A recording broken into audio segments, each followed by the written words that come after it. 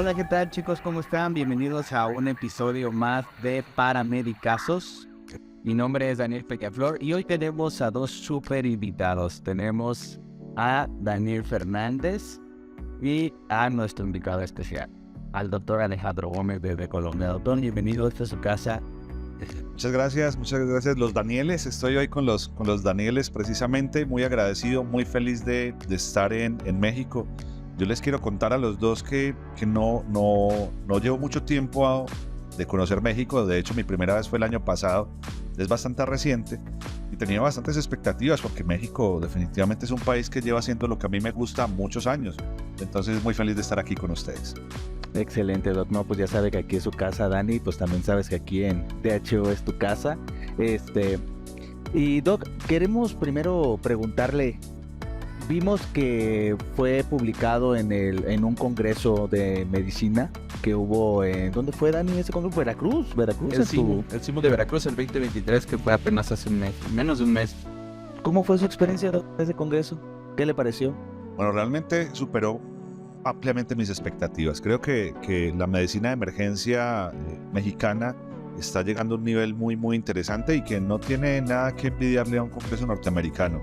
He tenido la gran fortuna de ir a muchos lugares y creo que habían ponencias de muy buena calidad, de excelente calidad. Les quiero contar que la ponencia de inicio de arranque del doctor Sánchez Arreola fue brutal, fue impresionante, fue muy buena en realidad. Y pienso que se han empoderado en los servicios de emergencia. Quizás, y lo digo con respeto y lo digo con mucho cariño, yo esperaba más presencia prehospitalaria en el Congreso. Yo tenía una ilusión de pensar que en México ya había consolidado una sociedad mexicana de medicina prehospitalaria. Creo que van por buen camino y eso va a pasar, pero no lo vi en este Congreso. Sin embargo, para medicina de emergencias fue brutal. Y Doc, ¿cuáles fueron sus temas allí en el Congreso? Bien, hubo dos charlas bien interesantes. La primera era el futuro de la adrenalina en paro cardíaco y la otra eran algunas perlas de algunos aspectos que estamos utilizando y que queremos revisar como temas para el futuro en la reanimación cardiopulmonar y en los escenarios de cuidado cardiovascular de emergencia. No, pues excelente, Doc. ¿Y qué lo trae hoy a México, Doc? Bueno, yo soy el director médico del programa de reanimación cardiopulmonar de EXI, del ACLS de EXI. Y bueno, estoy yendo más o menos una vez por mes a cada uno de los países de Latinoamérica, precisamente para presentar este programa, para hablar un poco de reanimación cardiopulmonar y cuidado cardiovascular de emergencias, y de educación, por supuesto, en cardiología crítica. Me gusta mucho, he sido casi 2 décadas docente de reanimación cardiopulmonar y esta vez nos convoca pues este programa de entrenamiento. Excelente, Doc. No, pues qué bueno que lo tenemos aquí en México. Dani, ¿cómo ha sido para ti que has tomado cursos de otra asociación que creo que todos hemos tomado, de ACLS, BLS, y hoy traer esta propuesta o ser parte de este proyecto de EXI? Tú como empresa mexicana que ha tomado otros cursos, que has sido facultado e instructor, ¿cómo ves este nuevo proyecto? Sin duda alguna, creo que es un tema de resistencia todavía, porque al final de cuentas nos estamos pasando por un proceso de certificación en algún punto.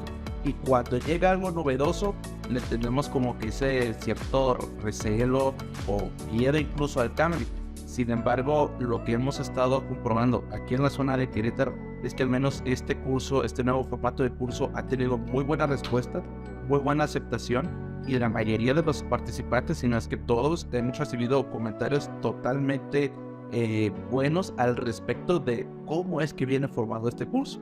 Mucho tuvo que hacer el trabajo el doctor Gómez previamente, porque el manual, las presentaciones, la evaluación, todo eso pues sí se lleva un proceso largo. Pero la implementación y desarrollo que estamos viviendo aquí en México, aquí en Querétaro, hoy que acabamos un curso muy grande de 24 personas, pues sí fue de mucho aprovechamiento y satisfacción para el participante. Qué bueno, Dani, escucharlo desde la perspectiva de sabemos que el doc pues es el que lo comanda, ¿no? El que está aparte como director médico.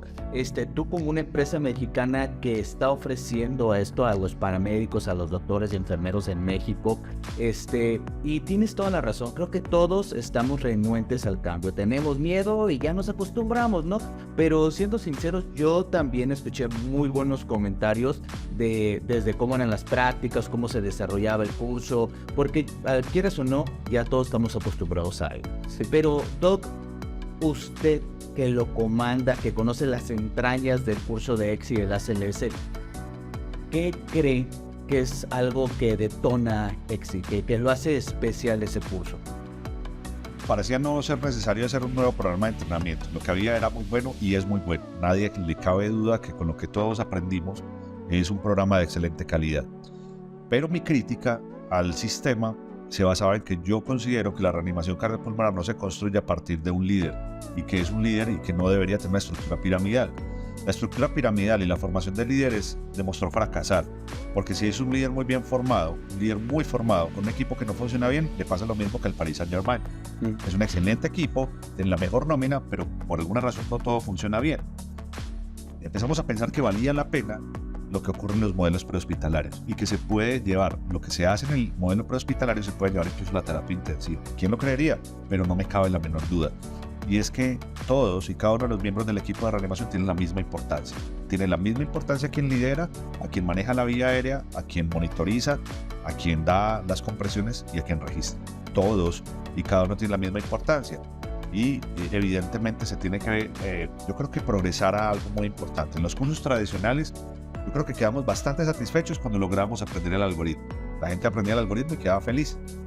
Pero hoy, cuando el equipo de reanimación es capaz de autogestionar la calidad de la reanimación punto a punto, creo que hemos trascendido un poquito en ese aspecto. Y creo que ese es el asunto que nos hace diferentes, que creo que hace este programa diferente.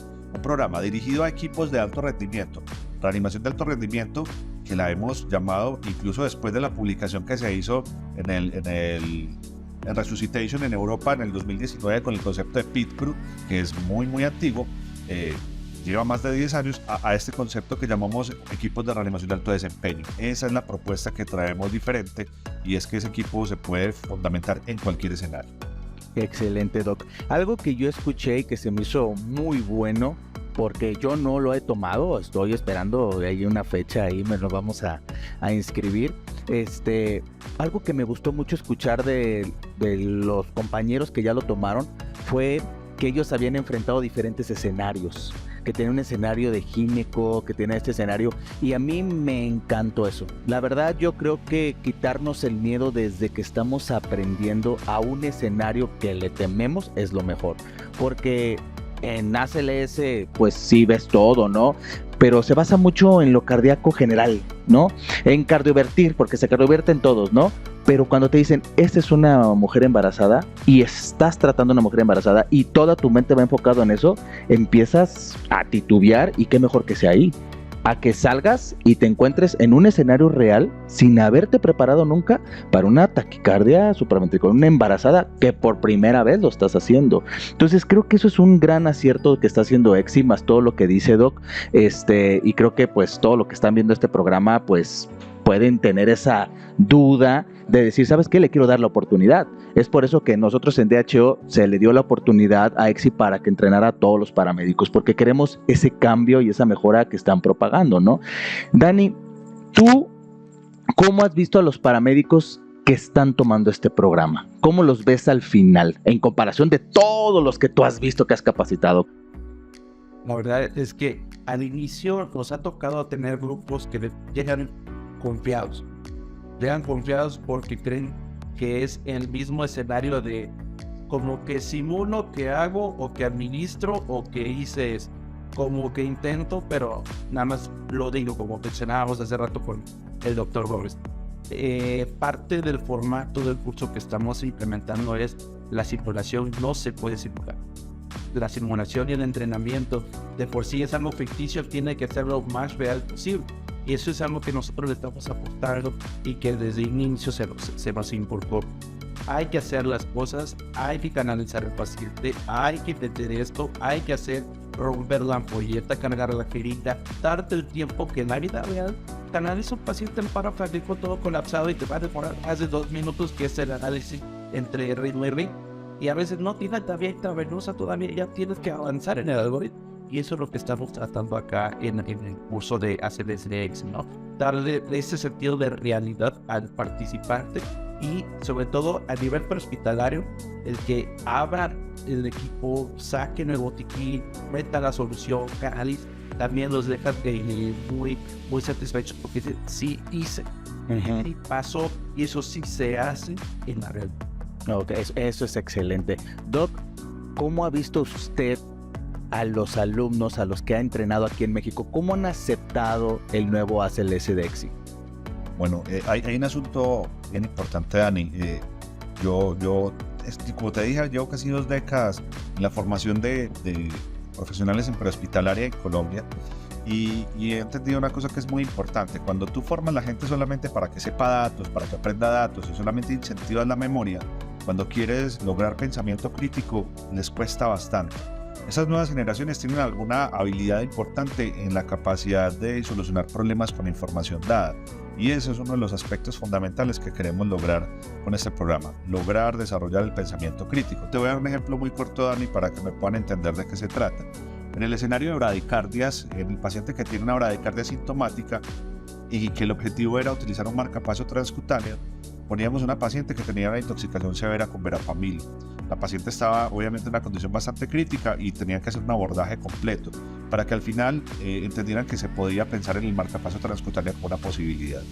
Utilizan el marcapaso transcutáneo, hacen la configuración inicial, ponen una frecuencia cardíaca arbitraria como todos lo hacemos, y la paciente no mejora, pese a que el marcapasos tiene captura eléctrica y captura mecánica.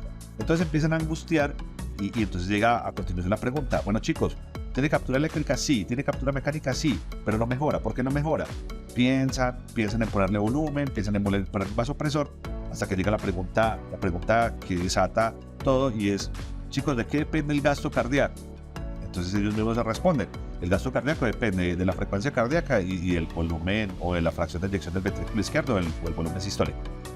Cuando ellos se responden esa pregunta, se dan cuenta que tienen que ajustar la frecuencia del marcapasos porque fue arbitrario el valor que asignaron, 60, 70, y que para una paciente chocada quizás necesitaban una frecuencia mayor. Ellos mismos son capaces de descubrir y desarrollar su conocimiento, y eso es lo que hemos querido, lograr pensamiento crítico, y que no sea simplemente en cuestión de segundos, bajo el estrés, que ellos respondan, que ellos mismos logren llegar a la respuesta. Y quizás eso es un asunto importante.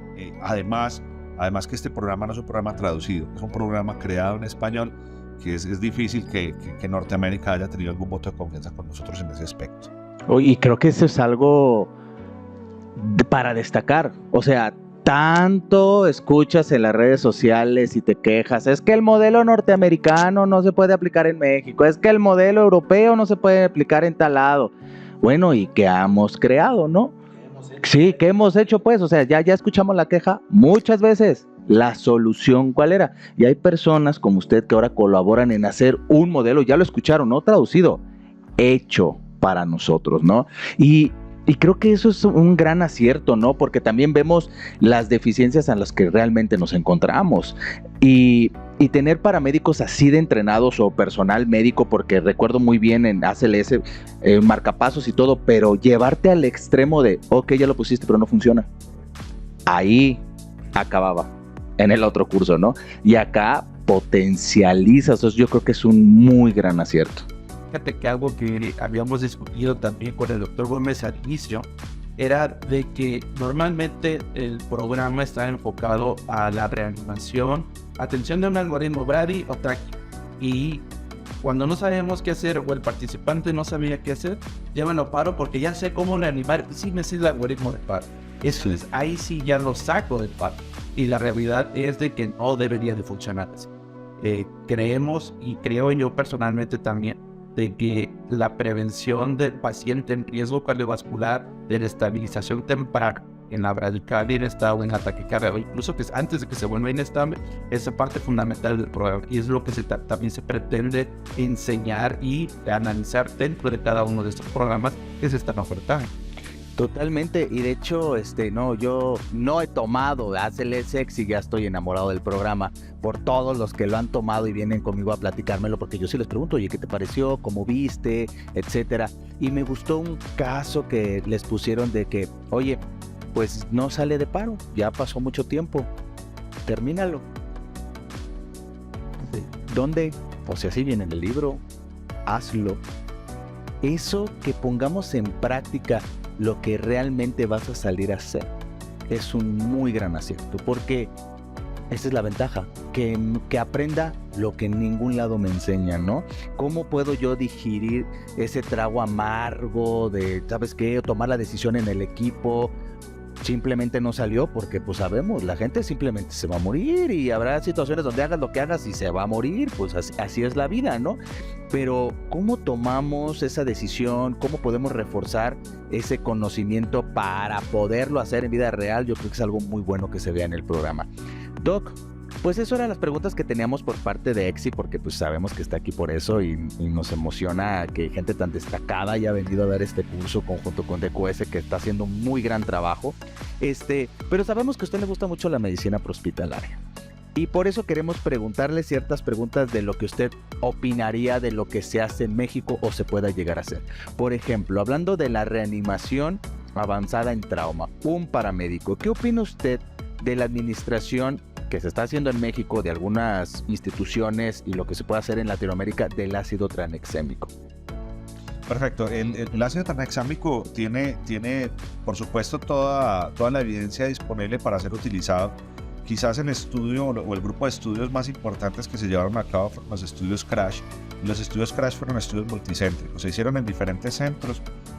Yo les quiero contar que el resultado del CRASH tampoco es contundente. Es decir, el CRASH no demuestra que si tú le pones a alguien 1 gramo de ácido tranexámico, eso va a mejorar. También les quiero contar que me he encontrado con bastante sorpresa que muchos de los sistemas prehospitalarios saben que el CRASH hace parte como de lo que llamamos el bundle o las medidas para manejar al paciente en este concepto nuevo que a mí me encanta de la reanimación de control de daños, y que hace parte quizás de la filosofía a la que nos estamos empezando a insertar, y que yo con gran agrado pude entender que Querétaro está haciendo transfusión prehospitalaria. O sea, que estamos haciendo reanimación hemostática, empezando a poner sangre en escenarios prehospitalarios, y que hay un protocolo y que se están haciendo cosas. Evidentemente no se carga sangre en la ambulancia, tengo entendido, sino que del banco de sangre se lleva sangre a la escena. Algo es algo, estamos avanzando de una manera importante. Entonces el ácido tranexámico es una medida adicional que creo que es bien interesante. Pero te cuento, Dani, entonces algunos aspectos fundamentales. El primero, el ácido tranexámico en el CRASH demostró que la dosis debería ser de 1 gramo prehospitalario, el primer gramo que se pone no en menos de 10 minutos. Por ahí hubo otro estudio de muy mala calidad metodológica que ponía o recomendaba 2 gramos. Lo que a mí me preocupa es que hay publicaciones que no son de muy buena calidad metodológica y que a veces son adoptadas de inmediato, que no son revisadas con cautela y pues que tendríamos que tener en consideración. No me cabe la menor duda que el ácido tranexámico hay que aplicarlo prehospitalariamente, que hay que administrarlo, pero para la razón que justifica: sangrado mayor para disminuir la coagulopatía de consumo. Recordemos que el ácido tranexámico pues inhibe la actividad del activador tisular del plasminógeno, tratando de estabilizar un poco más el trombo por un mayor tiempo, evitando los fenómenos de barrido de trombos y de puppet clot. Recordemos que pues el fibrinógeno no es eterno, pues se va a acabar, se va a empezar a disminuir y es una muy buena idea. Estoy absolutamente seguro que los sistemas prehospitalarios que tienen trauma mayor, el ácido tranexámico tiene que estar dentro de su stock de medicamentos. ¿Tú qué opinas, Dani? ¿Tú que sí lo has usado? Fíjate que es una herramienta muy novedosa. Sin embargo, creo que deberíamos apostar a que todos los sistemas, o la mayoría, que tengan la infraestructura, empiecen a trabajar. El asunto acá y la limitante es que, uno, nos enfrentamos de cierto modo en algunas corporaciones a la burocracia, al trámite, a la tramitología de si se hace o no se hace, si se pide, si no se pide, que porque ustedes sí, porque acá no. Incluso nos han llegado a cuestionar en algunos casos de por qué en ambulancias sí tienen ácido tranexámico y en las salas de urgencia no, cuando también ahí se necesita, ¿no? Cosas como esas sí tenemos que empezar a trabajar, creo yo, como gremio, y apostar por lo que puede llegar a funcionar y que se está comprobando de cierto modo que sí funciona, que sí tiene un impacto benéfico para el paciente. Sí, y total, y más siendo un medicamento relativamente accesible en costos, porque si realmente disminuye la mortalidad, pues ¿cuánto pagarías tú? Oye, ¿te lo puedo poner? Oye, ¿va a disminuir tu mortalidad? Claro, para todo ser humano. Y estaba viendo ahorita recomendaciones de la Organización Mundial de la Salud que, por favor, háganlo en pacientes con hemorragias posparto, ¿no? O sea, de recomendaciones fuertes de hacerlo, porque al final del día nuestra realidad es que llegan a un centro de salud donde no hay nada. Esa es la realidad. Y llega la ambulancia y trae 2, 3, 4 cosas mejores que el hospital y que el centro de salud, y qué bueno, porque se trata de apoyar, se trata de ayudar para llevarlo a un mejor nivel, y qué mejor que llevemos con algo que podamos solucionar, y es algo que aquí el sistema de urgencias del estado de Querétaro pues ha tratado de hacer, ¿no? Vamos a conseguir el ácido tranexámico para llevarlo, y esto fue a través de muerte materna, ¿no? De poder lograr tenerlo, llevar la sangre y todo lo que conlleva, ¿no? Pero usted dice un muy buen acierto, Doc. También tratar de digerir la información que se está haciendo en otros lados, ¿no? Porque también el norteamericano dice, ¿sabes qué? Pues en lo que lo pones, sí, ponlo, y ya llegó. Sí, me queda claro que ellos tienen un hospital de trauma en cada ciudad. Aquí tenemos un hospital de trauma cada 3 estados, ¿no? Entonces esto es algo muy bueno que se esté realizando. Doc, en Latinoamérica, ¿en los hospitales es común el uso de ácido tranexámico? Sí, definitivamente se está utilizando. El ácido tranexámico, tiene un valor, creo que accesible, como lo habíamos dicho. Un par de ampollas, porque la presentación es de 500 miligramos, nos gastaríamos al menos 2 de entrada. Yo creo que en la mayoría de los lugares se pueden conseguir menos de $10, para que creo que la mayoría de los que nos escuchan queden fácil poder hacer el cálculo. Sí se utiliza, pero la gente tiene grandes dudas. Conocen las 2 o 3 como contraindicaciones grandes que no se debería poner después de las 3 primeras horas, y creo que más. Pero la gente tiene preguntas. La gente pregunta, bueno, ¿y si mi paciente es una mujer y está tomando anticonceptivos orales combinados que aumentan el riesgo trombótico, se le debería poner? La respuesta es definitivamente sí. Que si el paciente está anticoagulado, se le puede poner, definitivamente sí. Es decir, solamente tiene que ser que alguien le haya documentado alergia al ácido tranexámico para que evitemos ponerlo, que lleve más de 3 horas. Sin embargo, sin duda hay que hacerlo, y se está está masificando. Y ahora con la posibilidad de hacerlo en el puerperio temprano, pues la posibilidad va a aumentar más. Y hay una cosa muy corta, y que yo te quiero contar para que se haga un paralelo que tiene que ver con lo importante.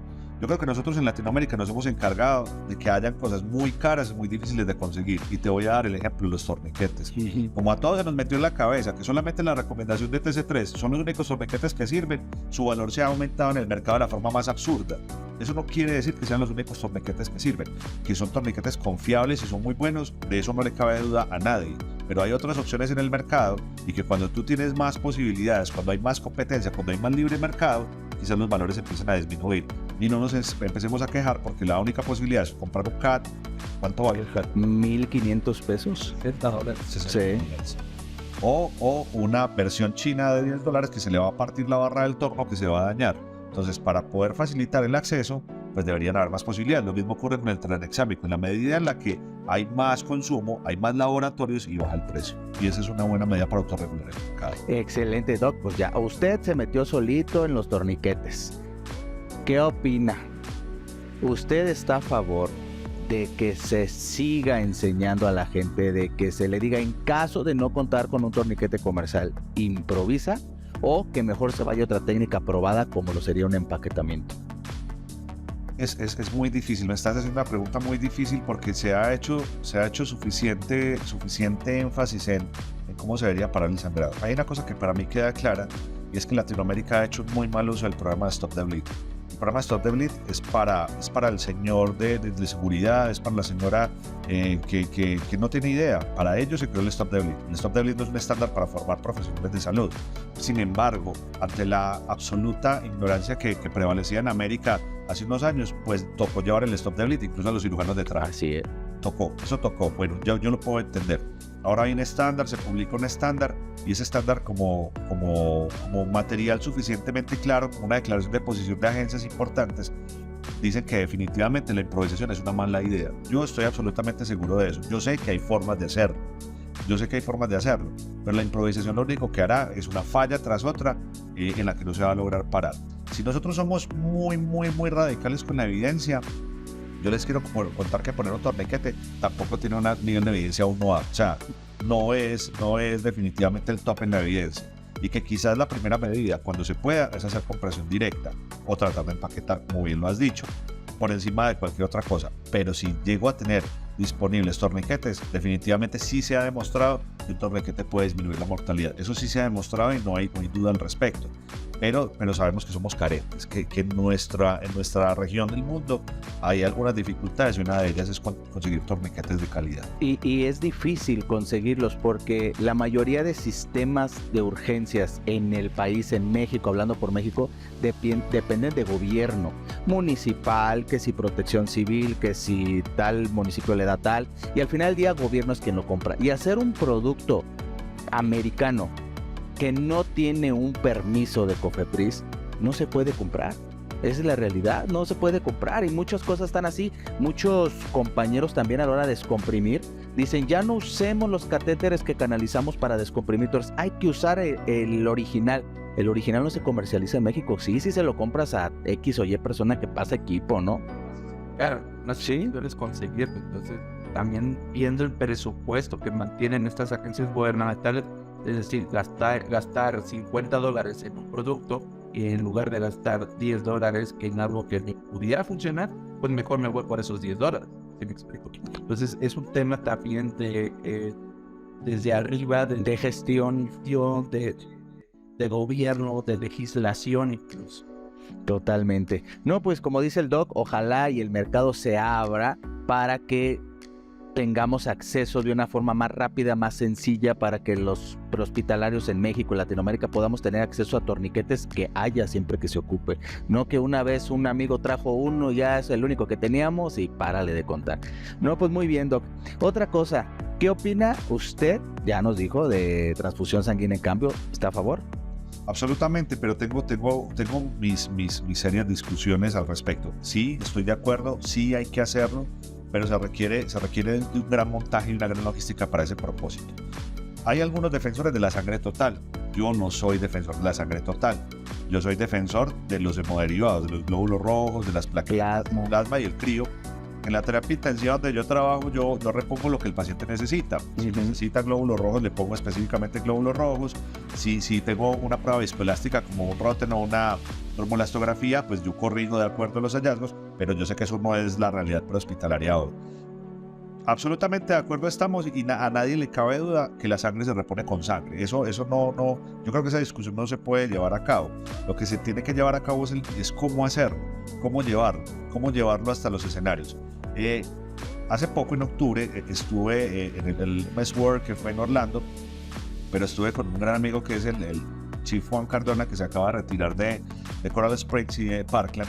Y ahí me reuní con el doctor Peter Hamtevi. Estuvimos hablando 2-3 horas juntos de alternativas. Yo les estuve contando un poco de cómo funciona Latinoamérica, pero sobre todo yo estaba muy interesado en saber cómo es que implementaban la transfusión prehospitalaria.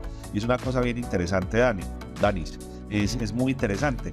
La ambulancia tiene la forma de mantener la sangre refrigerada. Entonces, en el centro de trauma, en el Shock Center Trauma, donde van a llevar al paciente, en el banco de sangre, ellos les entregan un par de unidades de sangre.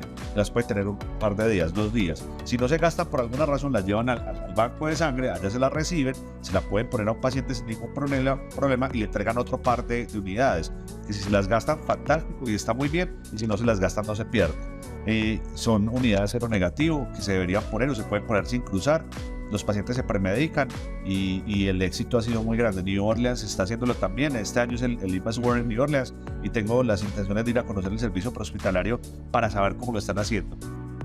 Como te dije, Dani, no me cabe la menor duda que se debería hacer y yo sé que aquí se está haciendo en esa forma, que es llevarla del banco de sangre hacia la escena, pero se está llevando sangre. No me parece que sea una mala idea y que se está haciendo es de felicitar. Excelente, sí, y es una gestión desde la dirección, desde de proponer el protocolo, desde hacerlo, desde capacitar al personal. Ahí hubo un muy buen match con lo que fue el CETS, el Centro Estatal de Transfusión Sanguínea, que también estuvieron abiertos, que dijeron, sabemos que esto se hace en otros países porque ellos también son gente muy profesional, que todo lo que tiene que ver con la medicina transfusional, y ellos dijeron, ¿sabes qué? Yo le entro, porque si va a beneficiar al paciente, qué mejor que estemos todos dentro del mismo canal, ¿no? Pero también ahorita acaba de tocar un tema del doctor Peter Hamtevi, que es un maestro, que él como director médico de los sistemas, híjole, Es de unas mejores personas a reconocer y de hecho va a estar ahí en Fast 23 en Las Vegas, ahí vamos a estar con él, a ver qué propuestas nuevas tiene de pediatría, sus nuevas apps y todo, y pues una gran persona que me da gusto, al igual que usted, Doc, al igual que Peter Antebi y todos los médicos a nivel mundial que apoyan la medicina prehospitalaria, que realmente no solo la apoyan, sino que quieren verla crecer y hacen cosas como usted, de hacer los libros, de hacer los manuales para que mejoremos. No solo hay que decirlo, hay que hacerlo, ¿no? Que, Claro. eso es lo difícil. Eso fue lo que pasó aquí en Querétaro. No solo se dijo que lo íbamos a hacer, se hizo realidad, ¿no? Y se hizo de manera segura. Doc, otra pregunta. ¿Qué opina del uso del ultrasonido en prehospital? ¿Nada más es pérdida de tiempo? ¿Sí beneficia? ¿Usted qué opina? Yo soy fan del ultrasonido. La terapia intensiva utilizo ultrasonido todo el tiempo y sé que la curva de aprendizaje no es tan larga y no me cabe la menor duda que un paramédico debería tener un ecógrafo. Hay algunas dificultades propias hoy del costo del equipo y también hay unas limitaciones propias de los equipos portátiles. Sin tener que hablar de marcas, los equipos portátiles proveen información de calidad, pero yo puedo llegar a hacer cosas fantásticas con la ecografía prehospitalaria. Por ejemplo, un FAST extendido no requiere una curva tan larga y si yo llego con un paciente con líquido libre en la cavidad peritoneal, me he ganado un montón de tiempo. Y vuelvo e insisto, con los índices de trauma que manejamos en Latinoamérica se puede desarrollar la curva. Sí se debería utilizar. Y si me preguntas qué debería hacer un paramédico con un ecógrafo, una de las cosas importantes, acceso vascular. Hay accesos vasculares difíciles y aunque ahora tenemos más disposición de tener equipos para intraósea, a veces no están disponibles los equipos. Claro. A veces no están. Entonces me gusta para ese propósito, para hacer fase extendido. En el paro cardíaco, el papel de la ecografía no es tan bueno. La verdad es que los estudios han demostrado que durante el paro se necesita una gran habilidad, pero en el periparo sí, para evaluar volumen intravascular utilizando técnicas como Vexus. El Vexus sí tiene obviamente las cosas, pero es que no hay nada que no se pueda llegar a aprender. Y yo pienso que para mí, sin ninguna duda, el ultrasonido o un ecógrafo es el fonendoscopio del futuro. O sea, todo el mundo va a tener casi que prácticamente que portar uno. Y en la ambulancia, más temprano que tarde, van a haber equipos con mejores posibilidades en términos de contraste, profundidad y capacidad de mejorar la definición. Porque eso es lo que nos cuesta en el entrenamiento, Dani. Tener la capacidad de empezar a reconocer estructuras, de podernos orientarnos espacialmente y poder reconocer como los cambios. Pero eso, como todo en la vida, se construye con curva, con hacerlo, pero ese no es el futuro. Yo creo que es el presente y hay que empezar a pensar en esa posibilidad. ¿Usted cree que sí debe de ser parte de la formación de los paramédicos? Porque hoy por hoy, y bajo estudios que se han realizado en Estados Unidos, han notado que los paramédicos que ya tienen el entrenamiento como paramédicos de cuidados críticos de vuelo, pues ellos ya se habían tomado ese tipo de cursos, ¿no? Vas a un congreso, es un tema muy familiarizado en la unidad de cuidados críticos, en la sala de urgencias, y los paramédicos que asistían con ese interés de aprender más allá de lo normal, pues ahí lo entrenaban. Pero un paramédico que es avanzado, ¿cree que debe de ser sí o sí parte de su formación? Sí, Dani, definitivamente sí. Te voy a contar una historia muy corta, en 2 minutos. Todos hemos sufrido también del rechazo de una tecnología que se creía que era propia de una especialidad.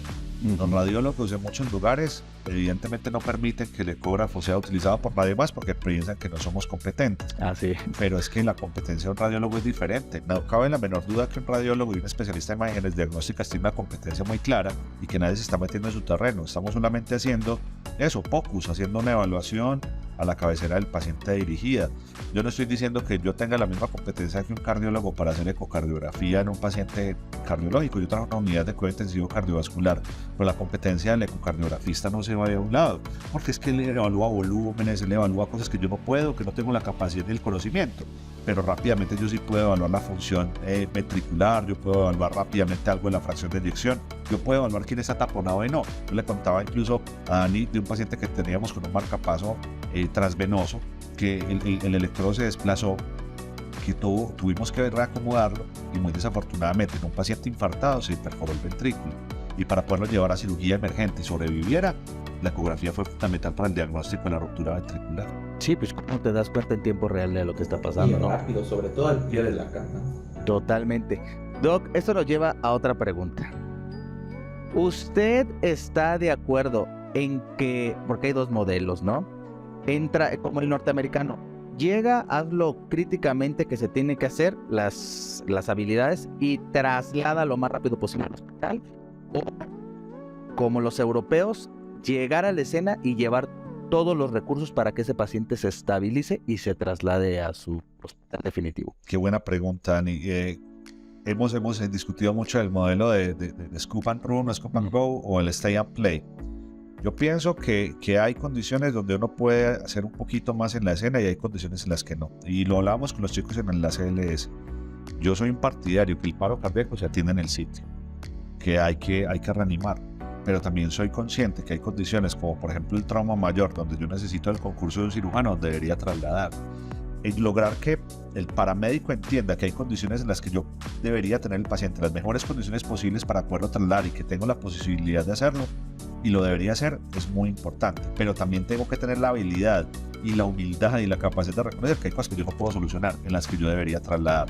Entonces yo creo que no me iría ni a un punto tan rápido. Yo no quiero nunca pensar que la atención prehospitalaria se limite a montar a alguien en una ambulancia y salir con él muy rápido para que alguien solucione mi problema. Yo estoy absolutamente convencido del concurso y la capacidad de los profesionales prehospitalarios de hacer un abordaje inicial, de reconocer las lesiones que ponen en riesgo la vida y dar solución a lo que se le pueda dar solución. Y si hay encuentra algo que lo que no se le puede dar solución, trasladarlo rápidamente. Creo que eso es lo que deberíamos hacer. Y ahora en emergencia médica, quizás el paciente que no es traumático, tenemos que seguir avanzando mucho. Por alguna razón en la vida, Dani, que no sé, no la entiendo, el programa de AMLS, por ejemplo, la gente le tiene temor, miedo y aprensión. Me parece precioso, me parece divino. A mí me encanta el programa de AMLS y yo me siento muy frustrado porque siento que la gente tiene temor para la emergencia no traumática. No encuentro la razón. Sí, de hecho, es un miedo que se tenía igual al ACLS. Yo recuerdo hace muchos años, vas a tomar el ACLS y te sentías que eras cardiólogo y que te iban a preguntar de, oye, mira, interprétame esto y todo, y cuando llegas te das cuenta que es para aprender, que es para enseñarte, ¿no? Tomen en cuenta que ahora de las guías de 2010 para acá, incluso en el formato del curso cambia y ya no se vuelve tan estricto como en 2005. Ese manual gris, ¿no? Sí, de acuerdo, pero el 5 era un curso muy intensivo, muy pesado para el personal, incluso intrahospitalario, que el paramédico se quedaba casi por fuera porque no entendía del todo los conceptos que se abordaban ahí. Hoy ya vemos más paramédicos, y es lo que veníamos platicando con el doctor Gómez hace un momento, ya vemos más paramédicos que se avientan a hacer un ACLS, pero muy pocos a hacer un AMLS. Sí. Quizá porque el hecho de aprenderte el algoritmo, la rutina de fortalecer el algoritmo, lo vuelve un poco más sencillo, en teoría. Pero en cambio, en el AMLS, el de aprenderte patología, fisiopatología, condiciones médicas persistentes y todo lo demás, creo que es lo bueno un poquito desafiante en el sentido de que hay que tener un pensamiento crítico muy amplio para poder resolver lo que se está presentando. Y que te lleve al siguiente nivel, o sea, como paramédicos siempre hay que estar creciendo y a la altura, o sea, que en el AMLS te pongan, mira, ahí está la radiografía, ahí está un ataque, es que padre, ¿no? Ahí está un electro, entonces te desafía a seguir creciendo. Y no, totalmente, doctor, concordamos con usted. ¿Tú qué opinas, Dani? ¿Córrele al hospital en todos los escenarios o hazle lo que le tengas que hacer al que se le tenga que hacer algo y después vámonos al hospital? Nunca estamos hablando de perder tiempo, no, eso no. Me enfocaría por este segundo punto. El trabajar a través de una ambulancia a alta velocidad, que seamos honestos también, la configuración de una ambulancia en México y no sé si en Latinoamérica no están adecuadas realmente para hacer ambulancia, puede generar que el tratamiento no sea el efectivo, las habilidades no se lleven a cabo de manera correcta y por consiguiente puede ocasionar algo para el personal hospitalario que incluso se tenga que parar para cambiar la solución intravenosa que ya se agotó, para cambiar el switch de jeringa, etc. Entonces yo creo que particularmente yo prefiero atender, tratar, estabilizar y de ahí trasladar a un paciente hemodinámicamente o lo más estable posible, que en el trayecto, a pesar de que sabemos que son pacientes y no tienen palabra y se te pueden descompensar, pero ya es el riesgo, ya es menor el riesgo que se puede tener. O ir a toda velocidad y ocasionar un accidente, ¿no? ¿Cuántas ambulancias han chocado por ir a todo lo que dan en el centro, no? Pero bueno, creo que ya ustedes ahí en casa, pregúntense a qué están a favor, qué quisieran que en México que se hiciera, dependiendo, obviamente, de la infraestructura que tenemos. También, pues, dices, es que no estamos en Estados Unidos, sí, pero también, pues, híjole, estamos bien complicado. Hay estados donde todo hay un hospital y A 45 kilómetros a la redonda. y es lo que hay, ¿no? Y eso es difícil para la gente, ¿no? Doc, otra pregunta. El día de hoy escuchaba un podcast hablando de las compresiones. Ellos estaban explicando todo sobre compresiones, etcétera, y inculcaban que lo más importante de las compresiones y lo importante de darlo. ¿Usted qué opina de los estudios que hicieron en Arizona sobre dar RCP compresiones sin suspender ni siquiera para ventilar? Bueno, finalmente en Arizona y el doctor Gordon Ewing lo ha hecho toda la vida, quizás es el que más ha producido en términos de conocimiento de compresiones torácicas. Sabemos que las mejores posibilidades de supervivencia se dan mejorando la fracción de compresiones torácicas, pero hay una preocupación mayor, que creo que ese discurso tiene que aumentar en este aspecto. La gente ahora se preocupa de la FCT, fracción de compresiones torácicas. Para nuestros espectadores es el porcentaje del tiempo en el que pasas haciendo RCP o compresiones continuas en un periodo de paro cardíaco, que se espera que un equipo de alto desempeño logre más del 80%. Pero me preocupa una cosa, Dani, que tú puedes llegar a tener muy buenas FCTs con muy malas compresiones. Mucho tiempo comprimiendo mal. Eso es una cosa que ocurre. Entonces, sí hay que hacer buenas compresiones, hay que hacerlas correctamente en el mayor tiempo o durante el mayor tiempo posible, logrando menores interrupciones para mantener la presión de perfusión cerebral y la presión de perfusión coronaria. Y definitivamente la magia de la reanimación cardiopulmonar se basa, y la piedra angular es la solución de la causa del paro. El paciente entró por alguna razón al paro cardíaco y si la causa no se soluciona, el paciente puede que salga, pero va a salir con una causa parcialmente solucionada o no solucionada y va a tener además un síndrome de posparada cardíaca. O sea, le voy a agregar un problema adicional. Hacer compresiones con la menor cantidad de interrupciones es el propósito y hay que tratar de hacerlo. Y vamos a tener que avanzar en disminuir los tiempos de descarga, en disminuir los tiempos de verificación, en disminuir los tiempos para el manejo de la vía aérea, todo lo que sea necesario para que conforme a los hallazgos que ha encontrado el doctor Ewing y todos los que han hecho investigación en compresiones se mantenga, pues por supuesto eso que sabemos que tiene sentido. Yo soy un súper fan del trabajo en equipo, del liderazgo, y de encontrar a esa guardia, a esos compañeros que saben todos cómo trabajar, que si llegamos y está el Dani ya trabajando ahí, nosotros venimos de apoyo, nos acoplamos al liderazgo de Dani, pero todos trabajamos igual. ¿Qué tips, Doc, puede usted darle a nuestros oyentes, a los que nos están viendo en casa, de cómo hacer un equipo de alto rendimiento? ¿Cómo formar ese equipo sólido? Porque sabemos que un líder bueno y los demás no saben ni qué hacer, pues nos va a llevar a lo que dijo del PSG, pues a no hacer nada. Pero ¿cómo podemos nosotros hacer un equipo de alto rendimiento en nuestro centro de trabajo? Excelente. Bueno, yo creo que lo primero es que nosotros entendamos que todos estamos trabajando con el mismo propósito. Todos queremos lo mismo y queremos cambiarle la vida al paciente que está en su peor momento de la vida, que está en el momento de mayor vulnerabilidad. Todos estamos trabajando por el mismo propósito y tenemos que entender que esto es un equipo, que no se trata de algo más y que en el momento que a mí me toca ser líder, yo no soy líder porque soy el que más sé, no soy el líder porque hoy me toca esa función a mí, pero mañana te va a tocar a ti y mañana te va a tocar a ti y mañana te va a tocar a ti. Entonces el día que me toque ser líder lo hago muy bien, pero el día que me toque llevar a mí el registro, voy a llevar el mejor registro que pueda llevar, el mejor registro. Y el día que me toque operar el desfibrilador, yo voy a ser capaz de hacerlo con los ojos cerrados.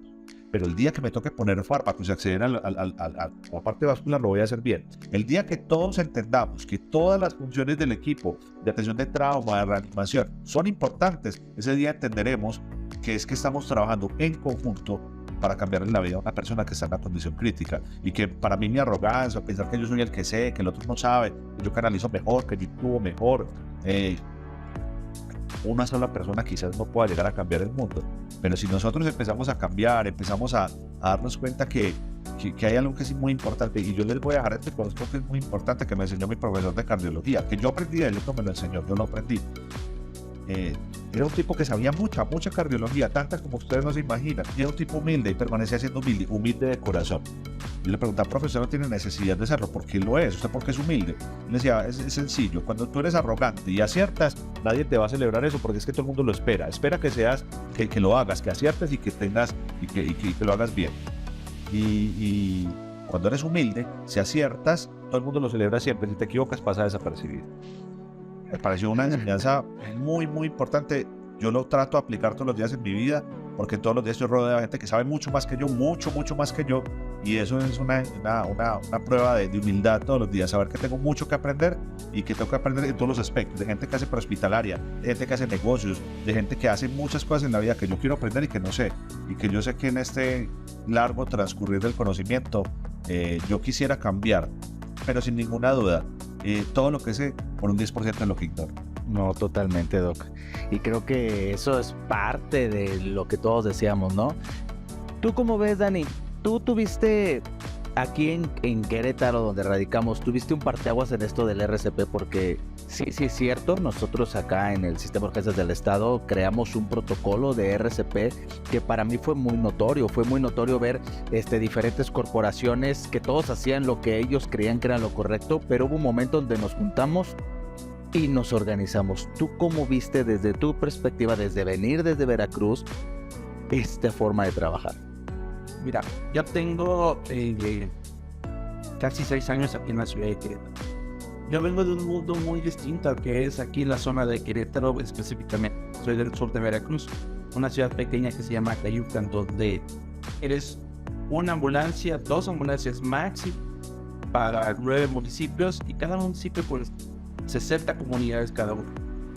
Y el hecho de organizarse incluso entre esas 2 únicas ambulancias se vuelve ya un reto impresionante porque nunca se puede poner de acuerdo. Y esa es una realidad que todavía llega a suceder en muchos lados, incluso ahí de donde yo soy originario. Vengo de esa formación, llego aquí a Querétaro y empiezo a ver que hay una organización de manera inconsciente quizás o inducida, pero una organización. Llega una ambulancia, se pone al servicio de la otra ambulancia independientemente de quiénes sean. O del nivel. Está dando una buena RCP, la unidad básica que está ahí, ellos empiezan a dirigir el juego. Y la verdad es que eso, cuando yo llego acá, lo veo, lo empiezo a probar también, se me hizo tremendo. Porque uno, existe un respeto con tus compañeros y nadie grita, nadie se insulta y nadie es más que otro, como decía el doctor. Y la otra, hay un compromiso total de todas las escuadras con el paciente para que salga del paro o para prevenir. Entonces, esa parte cuando yo lo veo acá y lo empiezo a emplear, para mí fue tremendo, fue una evolución que hizo clic en mí al momento, y entonces, dijeron por ahí, le agarré más la onda al tema de la prevención, al tema del trabajo en equipo. Excelente, y tener los recursos, ¿no? Entonces, qué bueno que este tipo de programas, y como lo decía el Doc, la humildad de trabajar en equipo, no son instituciones, no, a nadie le importa del color del uniforme, a nadie le importa de qué ambulancia vengas, pero a todos les importa que el trabajo se haga bien, ¿sale? Porque es una vida, es el hijo de alguien, es la esposa de alguien, el papá de alguien, y tenemos que luchar por él. Desde los paramédicos en la escena para que pasen urgencias y hasta que llegue usted, Doc, a la unidad de cuidados intensivos, para que llegue a donde estás. Usted en la sala de cuidados intensivos tuvo que pasar por muchas cosas que tuvieron que haber hecho bien. Y una de esas cosas que muchos dicen que está bien o está mal es la intubación. ¿Usted cree, Doc, que el paramédico deba intubar en prehospital? A mí no me cabe la más mínima duda, no me cabe ninguna duda. Yo hablaba con los chicos, hablaba de algunos aspectos importantes. Es que tú podías tomar dos estudios, y en un estudio se podía mostrar que no valía la pena porque aumentaba la mortalidad. Eso tiene mucho compromiso, y el compromiso requiere varios aspectos. Lo primero, una gran formación en farmacología y los fármacos adecuados y un protocolo bien establecido para que se haga eso. A mí no me preocupa meter un tubo a la tráquea, de hecho es bastante sencillo con los elementos apropiados. El problema es el choque como consecuencia del uso de fármacos y una secuencia de inducción, pero no me cabe la menor duda.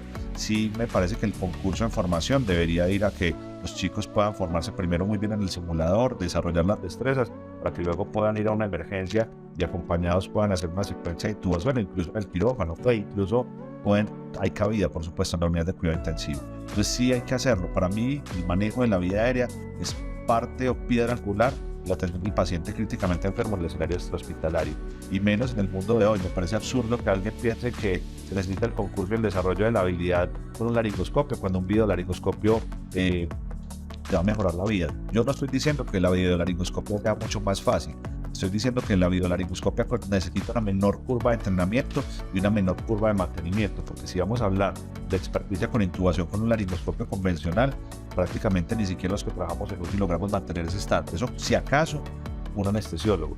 Entonces, para que ese discurso yo creo que vaya cambiando y vaya virando, tenemos que pensar que muchos lugares lo hacen de forma exitosa, que ese es el futuro, que eso va a pasar y que se necesita precisamente que las ambulancias tengamos videolaringoscopios. Eso va a pasar y eso tiene que pasar, porque si a mí me pasara algo, yo quiero que me intuben en la calle.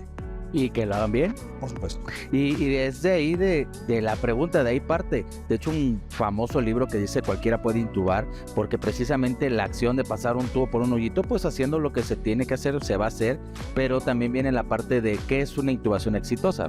Pasar el tubo por las cuerdas o que el paciente sobreviva a la intubación. Creo yo también importante a las complicaciones por una mala o buena intubación que se haga. Dice un gran paramédico norteamericano de ahí de FOAMFRAC, de Tyler Christoffel, dice él: cuando tú vayas al hospital y lo entregas al paciente, fíjate qué es lo que hacen los doctores inmediatamente, en los primeros segundos en que le entregas. Y eso que le están haciendo puede ser lo que a ti te faltó que le hicieras a tu paciente. ¿Cuántas veces decimos, no, si aguanta, estamos bien cerca del hospital, y llegan al hospital y lo intuban inmediatamente, teniendo tú las capacidades, teniendo tú el equipo, teniendo tú la infraestructura y tener todo para hacerlo bien? Entonces yo creo que más bien no es de que si el paramédico deba o no intubar, porque el paciente que requiere una intubación se va a beneficiar de ella en donde esté, ¿no? Pero lo que realmente ocupamos es que el paramédico tenga un entrenamiento sólido, ¿no? Las bases, y creo que es lo que todos apuestan. Doc, otra pregunta. ¿Qué opina usted del programa Pit Crew Reanimation? Precisamente la reanimación de alto desempeño y precisamente el programa de Pit Crew pues es el futuro de la reanimación cardiopulmonar. Nosotros consideramos, y quizás la filosofía que para muchos choca de ACLS precisamente es esa. Yo considero que la reanimación avanzada es para todos los miembros del equipo de reanimación que van a participar en la reanimación avanzada. Yo estoy absolutamente en contra de que la gente diga, tú eres básico, tú solo haces BLS, pero sí puedes participar de un escenario de reanimación avanzada. Entonces, no tiene sentido que eso ocurra. Necesitamos reanimación avanzada para todos, formación avanzada para todos los que participan, por supuesto, en un código, y que cada persona se le potencie su destreza. Yo no puedo llegar en un equipo a empezar a evaluar como líder a alguien que no va a ser líder, que solamente se va a encargar de compresiones o de administrar medicamentos. Entonces yo debería fortalecer a todos y cada uno de los miembros del equipo de reanimación. Esta propuesta me gusta. Hay una cosa que me preocupa en Latinoamérica, que la historia del origen del Pit Crew, todo el mundo piensa que es una marca registrada, que una persona solamente se lo inventó o que alguien se lo inventó y que es el dueño de los derechos. Pues eso ya les conté que estaba publicado en Resuscitation, en un journal europeo de reanimación, y que tiene más años de lo que la mayoría se imaginan, y que ese concepto no es un concepto nuevo, y que ese concepto se viene manejando en Europa hace muchos años. Excelente, Doc. ¿Tú qué opinas, Dani? Fíjate que cada sistema, creo yo, debería de tener su forma de hacer su código o de su forma de hacer su PIT en base a infraestructura, recursos y sobre todo lo que tenga disponible en ese momento. Creo yo que una buena entrenamiento ante una coreografía dentro de un código de paro es el éxito, va a depender de eso, el éxito del paciente. Sabemos que muchos pacientes pueden fallecer porque así está dictado ya en su vida, pero los que sí se pueden rescatar se van a ver más beneficiados mediante un código bien organizado, bien estructurado, bien liderado, no tanto por una persona líder, sino por un equipo líder de reanimación. Excelente. Bueno, pues creo que hemos abarcado todos los puntos de lo que queríamos platicar con usted, y la verdad, pues le agradecemos mucho que se haya tomado el tiempo hoy en su visita a México para este podcast, estar aquí. No, para nosotros es un honor, Doc, tenerlo. Muchas gracias por venir, Dani, muchas gracias por venir. Y Doc, para cerrar, a esos paramédicos mexicanos que nos están viendo el día de hoy y en Latinoamérica, ¿qué consejo de motivación les daría para seguir creciendo? ¿Qué les quiere decir a esos paramédicos que están deseosos de crecer y de que están hambrientos por tomar cursos y mejorar su práctica médica? Que no se detengan nunca, Yo me acuerdo hace 20 años que empecé en este mundo y hoy te puedo decir que cuando empecé a ser bombero voluntario, un día pasamos por la ambulancia y cuando yo no sabía ni siquiera qué era y alguien dijo, ¿qué es eso? Y alguien dijo, es un desfibrilador, y para mí esa palabra no tenía sentido. Saber que hoy he hecho y seguiré construyendo todo para transformar la reanimación, y espero que no sea solamente en Latinoamérica sino en el mundo, te hace pensar que solamente en 2 décadas Dani transforma su vida y puede llegar a transformar la forma de pensar de muchas personas. No se rindan. Mi origen no es un origen humilde. Yo soy de una familia pobre, muy pobre, que lo único que pudo es estudiar y estudiar y estudiar y estudiar y trabajar y estudiar y trabajar y no más. Y hoy no soy rico y no me lo pretendo, no es mi pretensión, pero mi pretensión es seguir aprendiendo de las personas, de los sistemas de emergencia y esto que nos enamora tanto a nosotros, ayudar a la gente en el momento más vulnerable. No, pues qué hermosas palabras, Doc, y pues vosotros que lo están viendo en casa, pues escúchenlos de alguien que ha crecido desde subirse un camión de bomberos hasta estar en la unidad de cuidados intensivos, y pues se puede mejorar.